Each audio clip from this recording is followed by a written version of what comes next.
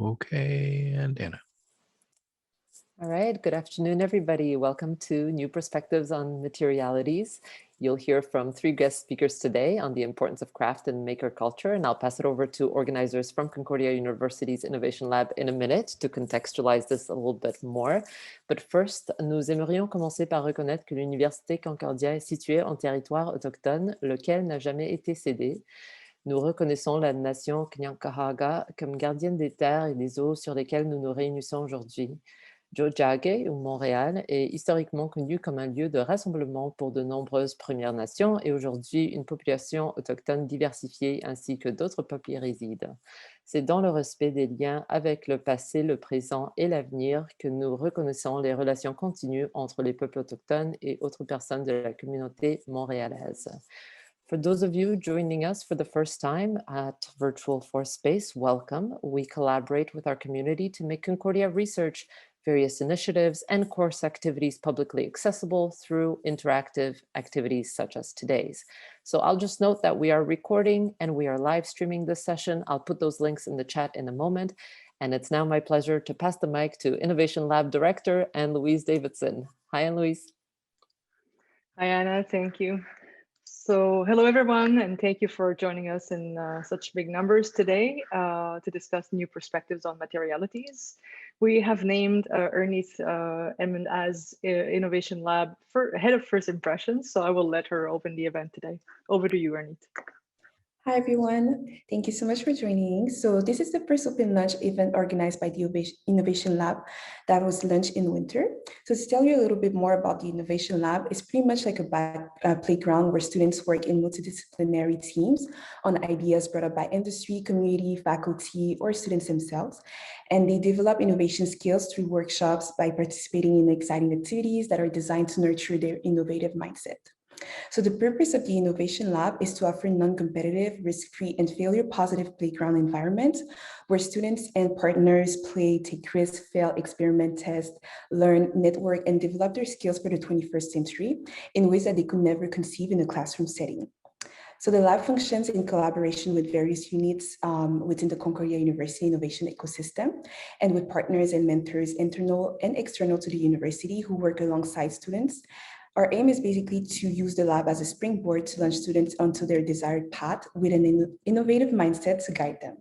So the purpose of the Open Lunch series is to give opportunities to innovators from all corners of the world to share their innovations and connect with students and members of the university community.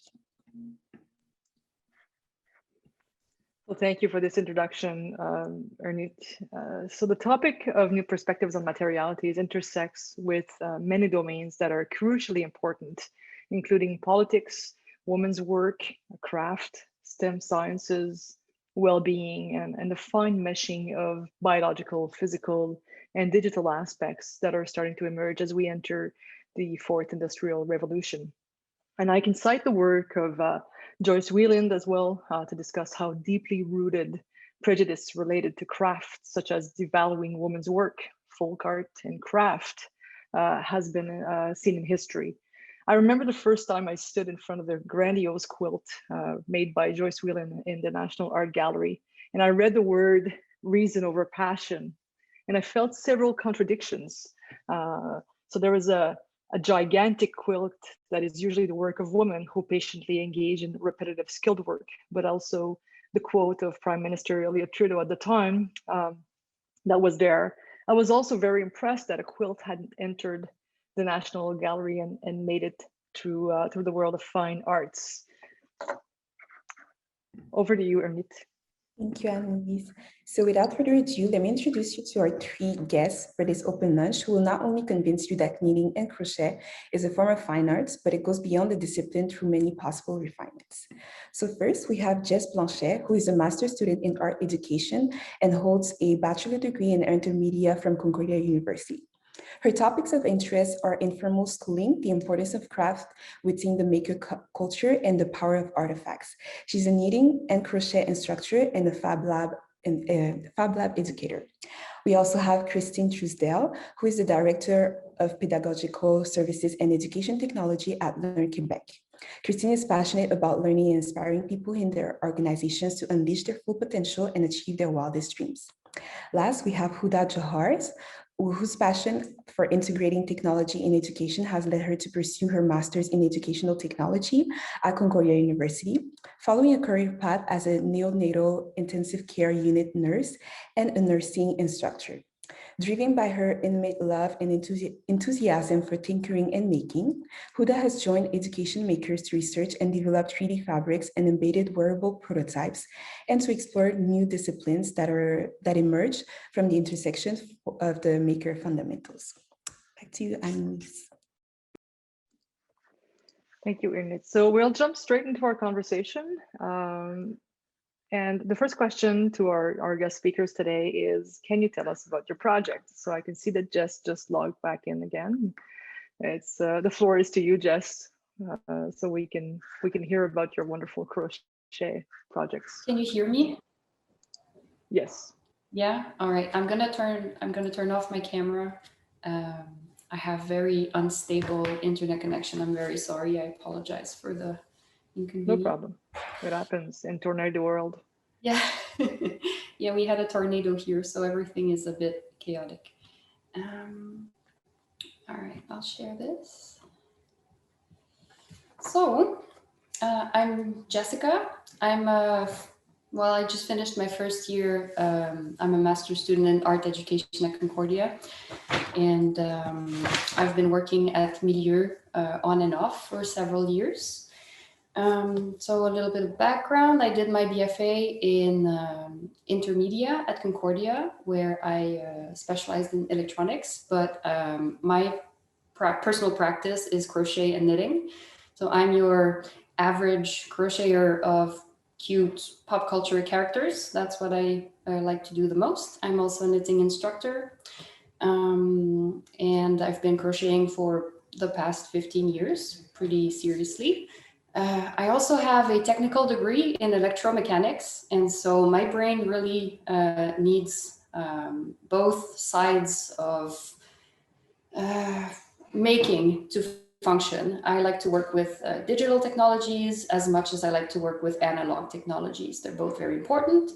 So I've been working at Meteor for several years, and I had the opportunity to put my skill set to the test. Over the years, I've had the privilege to work alongside artists and game designers on hybrid projects that combine fibers and tech. I've developed a strong interest for teaching also. Through Meteor, I also was able to host workshops and prepare workshops for students and children and adults and people from various backgrounds and various age groups. And I really like teaching. I think it's really fun. And I think that fibers and tech are really interesting vessels to convey a lot of very important skills that are I would say important today, like STEAM and STEM and all these things that we really put forth in the curriculum. But I'm not a big fan of formal schooling at all. I don't know if that's the right place to say this, being as I'm a university student. But I've still decided to get a master's degree in art education because I'm interested in makerspace teaching. And so I'm more interested in being a facilitator than a teacher. And therefore, my focus for this master's degree is to create a better roadmap for designing makerspaces that celebrate all forms of making, whether they employ digital or analog tools. So here's a little bit of what I do. So I've started this degree with a very strong interest to mix fibers and tech, and then COVID happened. And through that, I've tried to create a communities of practice around these topics by hosting meetings on a Discord channel that would serve as a place of discussion and sharing between people. And it worked, but it had some challenges. What I found really difficult throughout this is to not have access to tech at all. I mean, not having a makerspace to work in left me with very little equipment. What I didn't lack though was insane amounts of yarn. And so I started to really focus on the analog part of my work and left the digital side of it kind of aside for a bit. All the projects I did for school this year revolved around fiber crafts. And so I started to think about how I see analog and digital tools as complementary and not interchangeable. And it got me to wonder what happens when we're left with no tech at all. Looking at, how I want to push for better ways to teach or to facilitate workshops that would allow people of all ages to develop their STEAM competencies. What do you do when you have no machines? What do you do when you have no tech? What do you do when you have no 3D printer, no computer, no technology? And so I wondered, can fiber crafts alone help us develop computational thinking? And that all started because of a project I did, which I have pictures of. I brought it, but my internet is shaky, and so I don't know if I can put my video up, but it's Crocheted Food. So this project was made using cotton and crochet.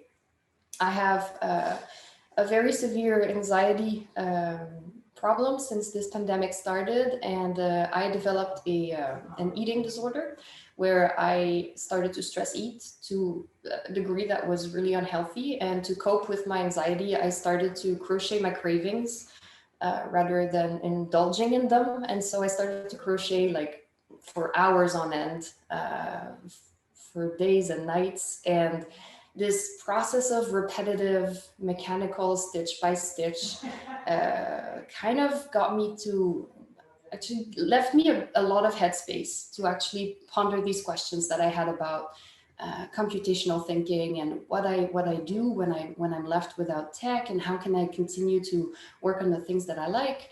And I started to see my practice as its own makerspace.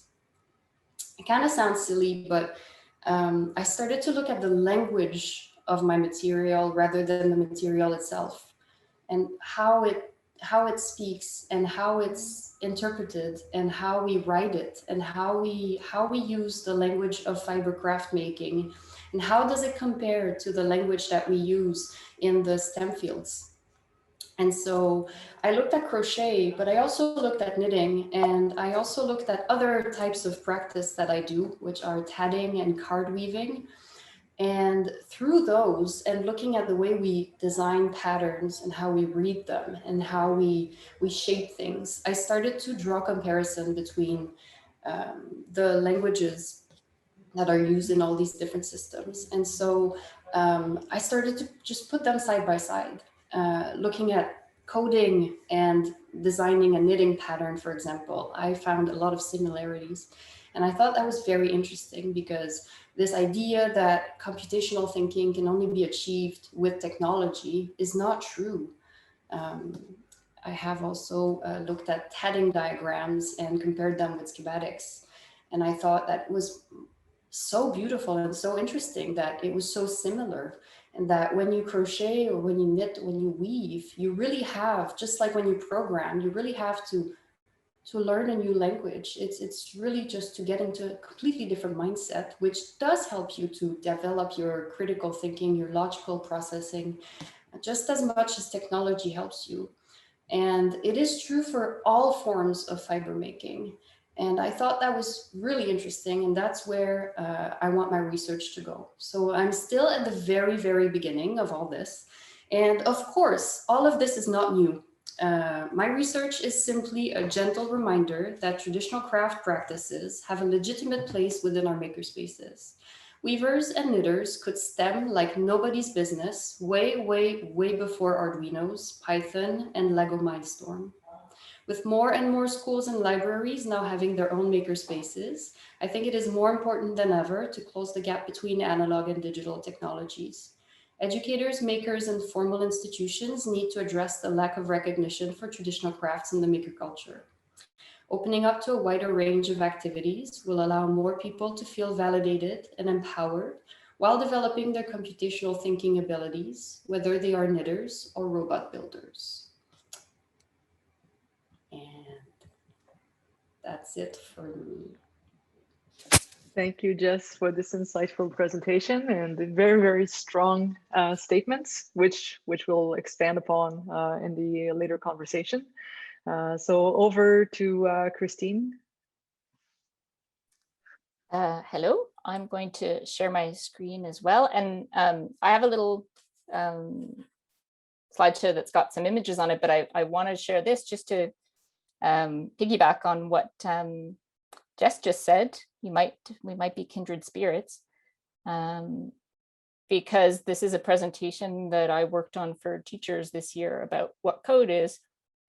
And so trying to make that link between, if you can read a knitting pattern, you know, the loops and the different pieces that are there in the knitting pattern are similar to what we do with code. And for sure, there's a link in terms of the development of code and coding and computation and also fibers and textiles too. And if we look at sort of the history of women and textiles and computation, I think that there's a lot of avenues for research there. So good luck to you, Jess. Now I'm switching. I don't know if you see my bringing textiles into educational settings now. I think my project started as, it's from a TED Talk that I saw with Leah Beakley, who's an engineer at MIT. She was a prof at MIT, she's an engineer, and she developed the LilyPad, which is a version of the Arduino that was for use with e-textiles. And she was trying to make e-textiles, I think, more accessible and something that could be used potentially by people who are not programmers but might have an interest in the use of textiles, and bringing it maybe even into the classroom. So my foray started in our makerspace at Learn, our open creative space. We support teachers and students and consultants in the education sector. And sometimes we do that online, sometimes we do that on site, but we created our own space to wrap our heads around what makerspaces might be in an educational setting. So I got some of these components and started to tinker. That first little circuit there you see on the left took me 4 hours. The first time I had to sew with the conductive thread and try to connect the circuit. I'm familiar with sewing and I've worked with textiles for many years, but this was new. And now a little circuit like that might take me, 5 or 10 minutes. So I was just tinkering around at first with colleagues and fellow educators. So after that, I decided I'd try to take it. I was at a conference. It was a 5-day conference where we could work on projects. And I decided to try something a little bit more complex with an Arduino board. And this particular board is set up so that you can put an SD card in it and put recorded sounds in it and trigger them. So I was playing around with the idea of making like some kind of stuffed heart and attaching heartbeat sounds and recordings to it.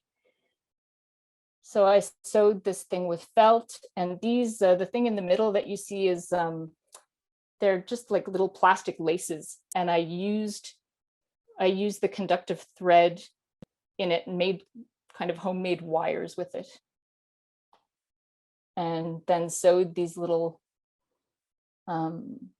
snaps onto conductive fabric, and then connected the whole thing up to the bare conductive board. And the final result was some strange looking thing like this. It was hooked up to headphones, and then people would go and touch the conductive pads and hear in the headphones different heartbeat sounds and sounds that I'd whispered into it. So that was my foray into this. I had to play with it myself a little bit before taking it to our space. I really thought there'd be an appeal to this, especially for people who have a history of sewing and playing around with fabrics, and who might be intimidated by the technological aspect of it, but who might give it a try just because there's an appeal to the sewing part. And the approach that we have is to basically not have a really instructive kind of approach, but just to sit and make with people.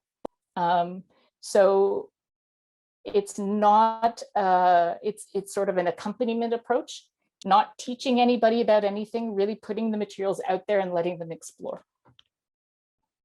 So it started off in our space, and we learned along with the educators and had lots of frustrating moments, but it's a lot of fun, and people get to play with the materials and you know, discover on their own, but with this community that we can troubleshoot together and learn together. So we tried this at the Media Institute quite a few years ago, I think maybe 1996. Now the idea of this is to develop a kit. And when we say kit, people think sometimes that we've got ready-made materials and people will just have to follow instructions. But really what it was to put materials together and some models that people could explore with, and we could take this on the road. So the idea of a kit is to have a bin with everything you'll need to make something. We don't know what the something will be, but you have, you know, some examples and some readily available materials. We tend to use just felt, polyfelt, because it's available in schools, it's available readily at, you know, the dollar store, and it's stiff enough that you can actually make a circuit that will work. The other material that's maybe not readily available is the conductive thread, but this has gotten popular enough that it's available for schools to order. We went and did it at conferences with teachers. And then eventually we dared, because teachers asked us, please do this with us in the classroom. And the approach that we take is actually exactly the same as with adults. We put the materials out there. We have very few instructions, basically a diagram that shows how to sew a circuit. And the kids do it along with their teachers. And they have freedom to basically, as long as they create a circuit, that's their challenge, they can make whatever they want. And if we call these things cuffs instead of bracelets, the boys like doing them too. So, oops. And we did a project as well at the Cégep Marie-Taurin, where they did an e-textiles summer program with fashion design students. And their introduction basically to the materials was exactly the same as what we do in the elementary classroom and in any other setting. We let them explore and create circuits, which later at the end of their, I believe it was a month-long program, they basically had to integrate e-textiles that were responsive in a fashion design that they created and that they could market. But the approach is basically the same. It's very much like a quilting bee informal approach. And we have very interesting pedagogical conversations too in that kind of setting, because it's not really a formal instruction setting, but people do learn, and they learn to take apart their stitches when things don't work. And we don't make a big deal out of it. It's just part of the process when things don't work. And that's a good transfer to technology too. You can't expect that your programs are going to work right off the bat. You just have to learn to deal with that process. So in terms of what we did with COVID, we didn't do any face-to-face sessions. We had to learn to facilitate maker sessions with things that people had online, not online, but readily available at home. So we ended up doing sessions that used cardboard, used materials that were recyclable, and didn't get too much into anything that required skills that people may not have. So the biggest challenge with this, if I'll stop sharing, is people don't believe that they're able to do things, and you just have to coach them along and make them try. But you really don't need a lot of skills. You need to thread a needle and basically do a regular just straight stitch. And it's doable and it's great. People are very proud of their results. And that's the kind of thing I want to foster, that learning is not just, a cognitive thing. It's the connection with the heart and the hands that we want to foster in schools. That's it. Thank you so much, Christine, for that amazing work. And again, you're giving us a lot to talk about after the presentations are done. So I'll follow up on some of the things you said. Over to you, Huda. Thank you, Aloise. I'm just sharing my screen. Thank you, Aloise, for inviting us, and it's really great to be presenting today here in this launch talk. So I'm just going to start by a brief introduction about myself, then talk about the project that I've been working on. So my name is Huda, and I'm a graduate of the EdTech Technology program at Concordia. I'm also a nurse, and I'm a maker by passion. I joined the education makers at Millionaire almost 2 years ago, or maybe 3 now. And that kind of was a burst of all the innate tinkering and maker passion that I had in me before. But just to walk you through briefly around my journey at Millionaire, I started, sorry, I'll just change the screen. I started my journey at Millionaire by attending different workshops, including basic electronics, 3D modeling, Arduino programming, and robotics. In terms of, for example, 3D printing, the first project that we did alongside with my fellow colleague Rima, we built a 3D printer ourselves. So that was kind of my intro into the maker world and into the tools and the means that can get all the ideas that are embedded in your head to make them happen and to make them come to life. Before this, I had no knowledge around all of those topics other than the very basic kind of knowledge that you learn about electronics and physics at school and all of that. But then to make them come to life, I went through all of those basic maker fundamental workshops. And through those workshops, I acquired basic maker skills that were the building blocks that led to my project Fabric of Millionaire. The project Fabric of Millionaire was inspired by the work of Joyce Wieland. I think Anne-Louise spoke briefly about her work, but basically she introduced me to her work. And when I saw the quilt, the image of the quilt, and then reading about how she merged her exploration of various materials in her artwork and her attempt to reclaim needlework as an art that requires high levels of skills and inventiveness, which opposes the traditional devalued perception of quilting or needlework being women's domestic work or craft work. This made me reflect back on me watching my grandma's knitting as a child and watching them holding 2 sticks that looked like magic wands that they would just, wave in the air, and then a piece of clothes comes out of it. So reflecting on all of that, it made me think of, okay, like there's a lot of skills that goes into knitting and into what they do. And that basically constitutes what quilting also does and how it brings communities together so that they can build stories and tell stories in the quilt that they put together. So Fabric of Millionaire takes on the metaphor of a quilt that tells us the story of the community involved in making it, where it combines various materials, including knitted yarn, 3D printed fabric, embedded electronics and sensors, and each piece presents a different approach to making, thus contributing to the overall fabric of maker culture as experienced in our maker space, the Millionaire. So I started by planning the basic ideas of what each piece within the project would look like and what it would incorporate. And as you can see here, those are images from the very basic steps of putting together the ideas of what they would look like at the end, trying to write down the different things that I went through in the makerspace, the workshops that I experienced, and the elements that go into making, and try to see how can we put them together to create a piece out of them. So for each piece, I would ask, how can I make it? And to figure out the answers and solutions, I would reach out to different channels and collaborate with others within the maker community, both online and offline.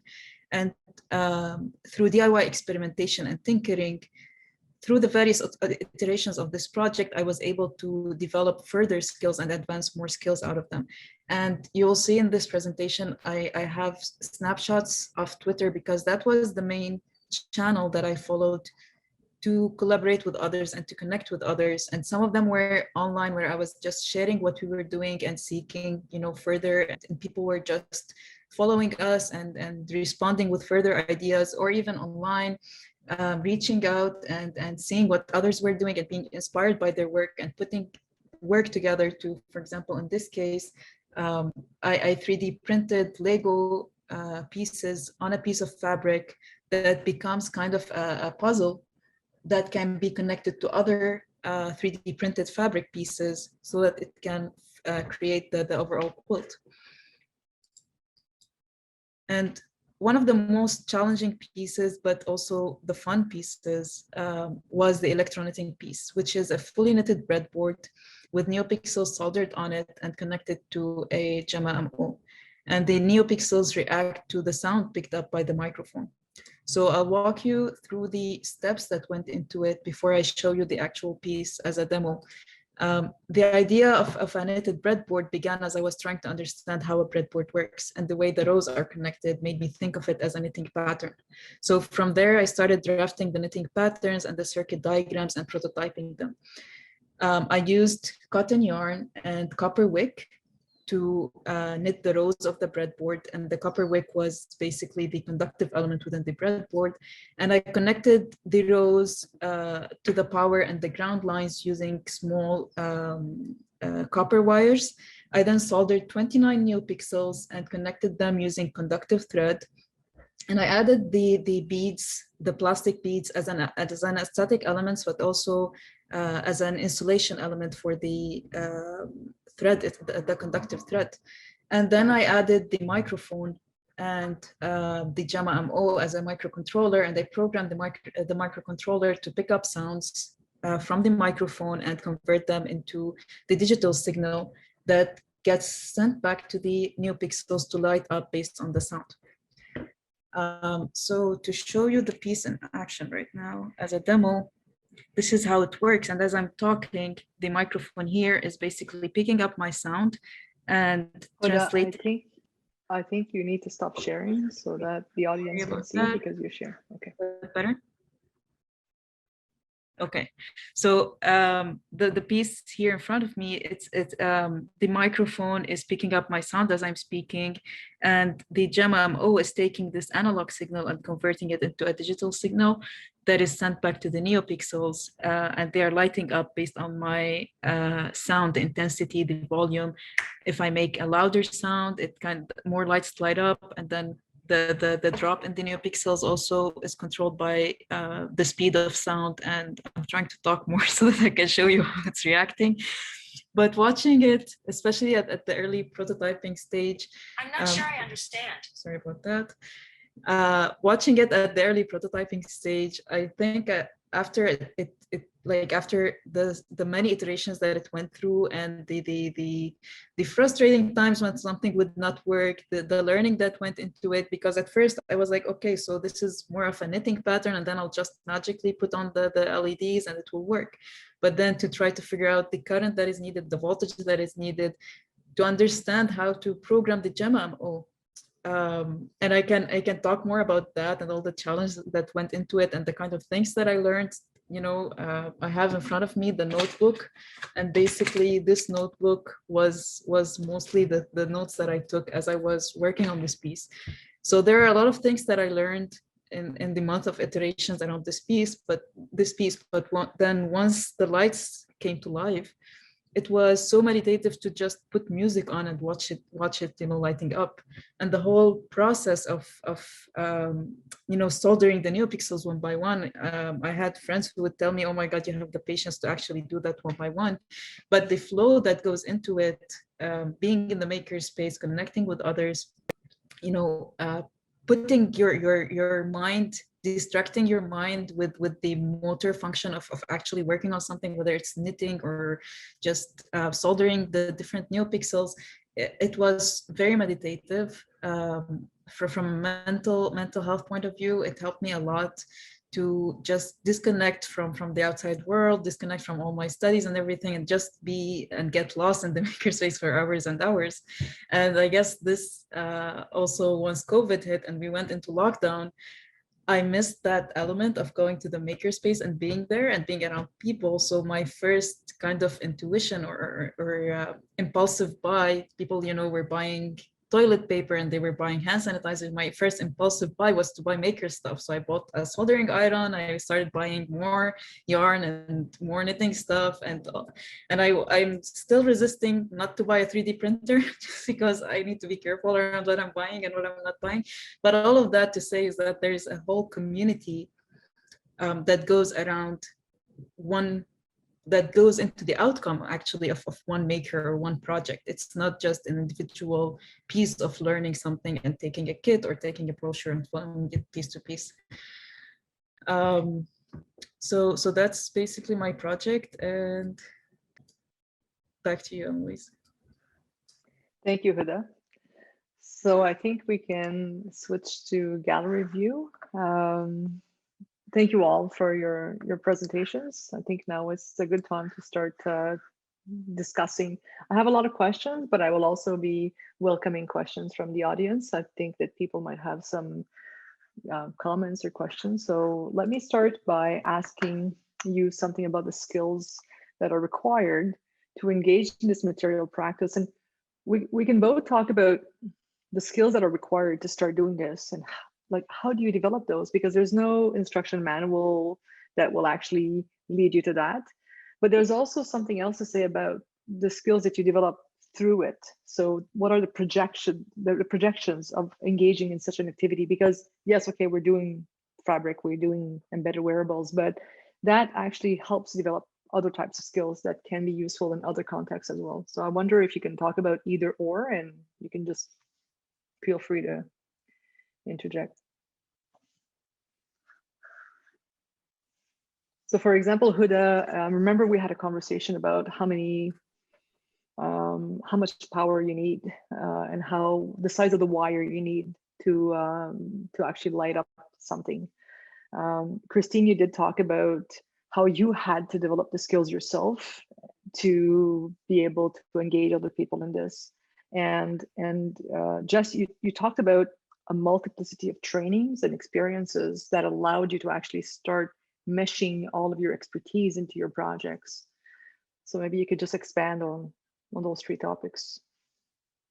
So I can continue talking about this following what I just explained. And on to your point, Louise, specifically, I have on my notebook, I was just reviewing the kind of notes that I had in this notebook as I was working on the project, and I have this exact page where I wrote down like what is required for one new pixel to light up, and like it's even as simple as extra amps is good, extra volts is bad. Like it's just that, and I think it's that kind of knowledge that I needed so that I can, you know, make this piece come to life. For example, for programming, my brother is a computer scientist, so I went to him and I asked him like, okay, I need to learn Arduino, tell me how the programming works. And he started like writing stuff like for X is equal to 0 and less than 5 and all sorts of words. And I had to stop him after 5 minutes and tell him, okay, stop talking computer science and start talking to me in English. Because I couldn't understand what he was talking about, but all I wanted to know is when I write those words that he's talking about, what will actually happen at the end? What is the outcome that I will get? And so that I can actually understand what to put in the lines and make them happen based on what I want the piece to do. So I think for me, it was that kind of exploration where I was going to the idea that I want to happen, imagining what it would look like, and going backwards to identify what do I need. You know, I would say the online community was very helpful because I would go to blog posts, Reddit. I joined Facebook groups that were either for knitting or Arduino programming or 3D printing, and just seeing what other people were breaking and then fixing would give me an inspiration to do something else and add to it and try to, you know, iterate on it. So it's a journey, definitely. It's a journey, and the passion needs to be in there. There's a time factor that goes into it as well. You need the time to actually develop those skills and to be able to make them happen. So that's my own reflection on this project. I can add to that. I think for a lot of what you're describing is what we want to happen in school as well, because let's face it, if you're teaching about a circuit and it's a stencil, and then you've got to draw the proper circuit, if the circuit that you've drawn is incorrect, there is no feedback from the stencil. And so it is in doing and actually having that motivation to make your project work that students engage and educators to engage in that process of iteration, troubleshooting, and that becomes what really the goal. So the goal is not to make these things that flash. The ultimate, but that's great too, to have something that you made that's yours or that you can share with others and develop. But really what we want to do is to foster that engagement in what we're learning and what we're doing, pushing it further, having the motivation to connect with others, using the resources around you, whether those are papers or people or networks online. And the same thing happened with me. There were certain things I needed to troubleshoot, and I'd speak to people who played with the Arduino before or connect with them. So even though it's like a studio practice where you're working in a space with others that are not necessarily doing the same thing as you, but you're all kind of tapped into each other's work and building from each other. And I think it's the same thing with, programming and technology, but that's something we want to foster, and not just trying to get the right answer and then moving on to the next thing. So that's what maker learning and culture brings in, I think, to the school context in a more informal way. I think that to add up to that, one of the most important things is to allow yourself to mess up. I don't know if that makes sense, but if that's something that Totally. we don't really give space to in formal schooling is messing up, because everything has to be clean, and we don't want to spend time troubleshooting, and the end result when you're in school is always going to be graded. And when you move away from that regulated knowledge, that graded skill acquiring process, and you allow yourself to mess up, that's when you succeed. And I think that for me, that's the biggest thing. And I think that's why I hate school so much. I said that again. I shouldn't. It's not, but it's true. I do. That's why I hate school so much, is because at the end of the day, your process will not really matter. And messing up will not be a part of how you can justify your results, whereas it should be, because that's where you learn the most. And that's why I think that unregulated learning and ungraded learning is great. And that's where I think that I connect very much with what you're saying, is that you get your knowledge from sharing with other people and not by transmission from a teacher to students. And I think that's the key to that. Especially when the teacher doesn't even have the knowledge to do it, and they're learning with you, right? Which is kind of the flip that we want to make. And assessment should be tracing the process, because if we're looking at a competency-based system, we're not looking just at the end result. We're looking at what is your capacity and your skill to build on the knowledge part, the theory part. And without that, then we're only assessing content, which is not what we should be doing. Did you have anything to add on this, Huda? I mean, we touched upon several key elements, one of which is taking risks and allowing yourself to mess up and to fail, and then to correct what you have learned so that you can really apply what you're doing. The other aspect of this is one of the things that Christine mentioned before. It doesn't matter if you can memorize circuits and programming. If you can't apply it and do something with it, then you haven't learned anything. And it would be awful to mark this, because somebody could have an A+ and never be able to really apply or create something with this, and then to start asking questions to say, well, then if I want to do that, then how would I build that? Or what if I tried this? Would it work? So this touches a lot of key things on not only women's work, coding, but also education. So there's a nice lineage in the conversation we're having. Did you have anything to add, Huda, on this in terms of how you built your skills? Well, I mean, go ahead, Jess. Oh, just a little is enough. If there's something that you need to learn at some point early in your process towards becoming a maker or a better thinker, or if you have interest in any of that stuff, a little takes you a long, long, long way. I'm taking like Huda's like knitted piece, for example. That square was made in 1 stitch. You only need to know 1 knitting stitch to create the base of your breadboard. That's all you need. And then from there, like I've used 1 stitch only to create everything that I make is made with 1 single crochet stitch. You don't need more than that. And I think that's very important. Is that when you start, you feel like you need to buy like all these books that will tell you absolutely every single little technical detail about that technique you're about to apply. Where in fact, all you need is to build it like blocks. So a little will take you so far. And it really doesn't matter if you're not technically super knowledgeable in every single aspect of your work, because what you're going to make with it can still be very magical. So I think that that's very important to remember, like a little goes a long way. That's it.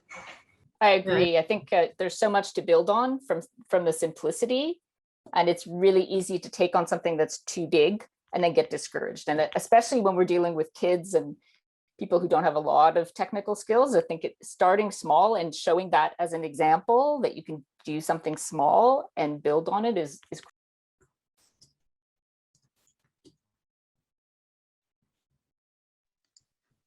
Okay. So moving on to the conversation, there's an aspect of well-being and meditation that you've mentioned. Jess, you talked about, compulsive eating, or some people call this fog eating. I know I do a lot of that when I start to work. And Huda, you talked about the well-being aspect of being in the makerspace. So is there something you can talk about in terms of well-being aspects that are related to engaging in knitting, crochet, or when you're embedding electronics to wearables, or thinking about fabric or materialities? So I can go first, talking about specifically my experience at When You Make in the makerspace. And I think that element of exploration, that element of like losing yourself in the space, literally as if you're looking into, like I used to call, and I used to tell Louise, whenever I go there and I discover something new, it's like going on a treasure hunt. Every single time I'm finding, sometimes it's a tiny electric component or something, and then being lost for 2 hours trying to look it up online and see how it works, and trying to think, okay, like now what can I do with it? How can I implement it into a project or into something to make it work? So that sort of element, it kind of disconnects you from the outside world, but it opens you up to another bigger world where you can explore your ideas, dig deeper into the kind of imaginations that you have in your brain, and expand on them to make them come to life. And then you have your own community there, and you're actually building a newer community there that shares your passion, that shares your love to tinkering and making, and the positive energy of being failure positive, because that in itself removes a lot of the stress that comes along with trying to achieve something, you know, back to what Jess was talking about, our focus in school is to basically get to certain outcomes and to have certain achievements, but here achievement is actually to learn. It's not just to, you know, reach a certificate, which you can do informally in this way, and you can design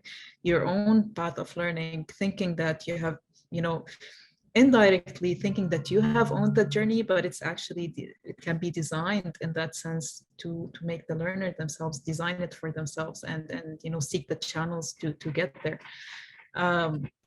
So this is one aspect of the mental health reflection on it for me. But the other one was when I actually would start working on something, and that is also when I would lose myself and lose time, being immersed into the experience of, you know, putting my hands to work, and whether it's through knitting, soldering, or whatever it is, even in doing 3D designs and 3D models, all of that, there is a lot of time that I would put into those, that I would find a certain flow that I don't want to, you know, stop or disconnect and then move on to something else, because it's just so relaxing and so anti-stressful in a way.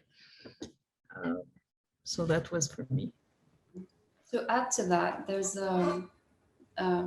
moving away from tech completely. There's something about the tangible that also helps you, especially now with COVID, where, you know, we're online like all the time. I think that, yes, it gives you, you know, like for knitting or crocheting or, you know, like doing handwork, like gives you headspace. And so, you know, it allows you to think or reflect, or, you know, like do some introspection, or, you know, like fix things, or however you want to use that headspace. But that mechanical also gesturing is very meditative, and so it has that. It has a rewarding feeling. It's all about regaining agency, right, over that time that you're spending doing something. And not only that, like you're owning this time, but at the end of it, you get something that you can actually feel, like you get an artifact, like you get a token of that engagement that you took with yourself. And that is very precious, and that's very empowering. And I think that's something that's very important, but also just that tangible feeling, right? Like when you're dizzy, like when you suffer from dizziness, like one of the first things you want to do is to sit down and put your feet on the floor, because, you know, like you feel grounded, you feel like there's something under your feet, and that helps you. And then your head kind of settles. When you touch stuff, when you're in contact with something that's soft, or there's something that you can touch and feel, it has that same effect. And I think that right now with COVID and with like remote working and emergency learning and homeschooling and working from home and Zoom over Discord, over Messenger, over Teams, over everything, I think that we need this. Just like you sleep with a comfy blanket, like you knit something, like it has that same comforting feeling. And I think that's where the materiality is very important. And I was thinking about that. And I think that's why we do it. And I think that's why it's soothing. Yeah. Yeah, I would agree. Taking the tech piece, so I didn't do a lot of the tech pieces, but I certainly did a lot of knitting, shawls and things and scarves and hats. And to me, it's a meditative thing. The repetition of the patterns and just getting my hands going, and that connection was really crucial. I think, especially when we were so confined. Without that, I don't know if I would have made it through the 8 hours of Zoom. It was a way to really just disconnect, and I think it's really important to teach kids to have those kinds of connections to the tangible, to the real. So it doesn't matter if it's textiles or cardboard or stones or sticks, or just materials to color with and use your hands with. But that connection is crucial to learning. It's crucial to development, and to also manage our feelings, our emotions, and our thoughts. And we can't underestimate that. I think that there's also something interesting when I look at people in circles, knitting circles or crochet circles or embedded wearable circles, because the conversation can be about the technique, but they're usually about other things. Absolutely. People connecting, getting to know each other, talking about things of life and engaging into what Huda was talking about, like they're in a flow because the challenge is sort of equal to the level of competence, and sometimes there's a bit of an added challenge, and there can be a conversation about this, but then people go back into the flow of the actual activity, and then the conversations start to be about other things, and people start to know each other. They start to create common projects, and that's part of the well-being that is observable when people engage into maker or craft activities. There's a question from Facebook from Monica Shah who says, question for Huda. And that's a tricky question. And you can be honest with Huda about this. Did the times that you spent at the makerspace help you to focus more efficiently on your academic commitment also? And if so, how? And I can also tell you if not so, how? Yeah, that is a tricky question, but I'm happy that I have the safe answer on this one, because it actually did help me focus more on my academic commitments. It helped me in two ways. One, the time spent there, I had time. So for example, one of the things that I used to do is to, work on a 3D model and just launch a 3D print. And I would need to be there in the makerspace waiting for the print to be done.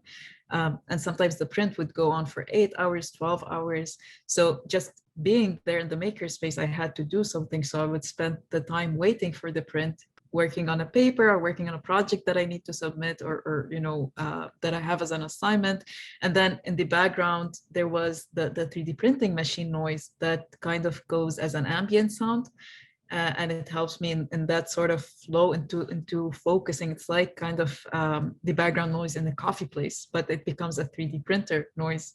So that was the majority of the time that I would be there, not doing anything maker related, but just being in the space. And in the back of my mind, I know that there's something that is happening that is maker related. And I have to wait for that. Whenever I need to take a break or there's a weird sound coming from the 3D printer, that would make me stand up and go and stretch. And, so that kind of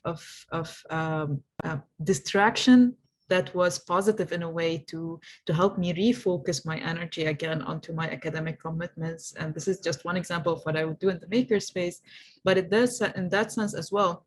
After leaving the makerspace, my mind would be so much more relaxed and calm that I can go back home. I have already all the time that I need to vent or decompress at home. I would have spent it already. I would have spent all that energy in the makerspace, and I would go back home and continue working, or go back to class, for example, and or go back to the lab in the department and continue working on my projects. So in that sense, it helped me a lot. It also helped me as an instructional designer, and as I was a student in instructional design, it helped me understand how people perceive knowledge and skill development and how they would approach it as a first-hand user myself. So that in a sense added up to my knowledge, and it helped me a lot, for example, in the work that I did at District 3 for the past year, as I was working more focused on helping entrepreneurs develop skills through informal learning of how they can actually work on, although it's a different context, but still the access to the community, the connections, how people construct knowledge in informal setting, all of that added up to the experience that I went through in the makerspace. Thank you for this, Huda. Very enlightening. We didn't have enough time of an hour for this open lunch. We're approaching the end. I thank you so much for your interventions and sharing everything you had to share. So if people are interested, the guest speakers today have all sorts of projects, and we can always follow up on questions. So I will hand it over to Ernit so that she can give the final word. Thank you so much, Annelise, and thank you so much, everyone, for participating. It was really insightful. So just to let you guys know, we have another open lunch next Tuesday on New Perspective on Creativity. We'll have Geneviève Lamarche, Villarou, and Penny Hay that will participate, along with Alexandre Bella and Andrew Amundsen, sorry. And on July 8th, we'll also have the new perspective on superheroes, which will include Darrell Malone, aka the Broken Nerd, and also Travis Smith. We have more open lunch to come soon, so stay tuned. And on the behalf of Innovation Lab, I just want to say thank you to the Fourth Space for hosting this event, to the Millionaire Institute for their collaboration, to our guests, Jess Blanchet, Christine Truesdale, and Uda Johar, and to everyone who joined us today. So if you have any other questions, don't hesitate to email us at innovation.lab@concordia.ca. I'll also add it in the chat. Thank you so much. Have a wonderful day. Thanks, everybody. I'll just give you some time to put that email address in the chat before folks leave. And please do join us again next week. And today's presenters, interventionists, speakers, thank you so much for your time. It was really great to spend our lunch break with you. So thanks again for sharing your work with us. All right, folks, there's the email address. We wish you a very wonderful rest of your day and see you again next week. Thanks, Anne-Louise, as always. We love working with you. Innovation Lab all the way. And we look forward to next time. Okay, we're going to close the webinar. So see you. Thank Bye, you everybody. for having us. Everyone. Bye. Thank you, Ernest. Bye. Thank you. Thank you.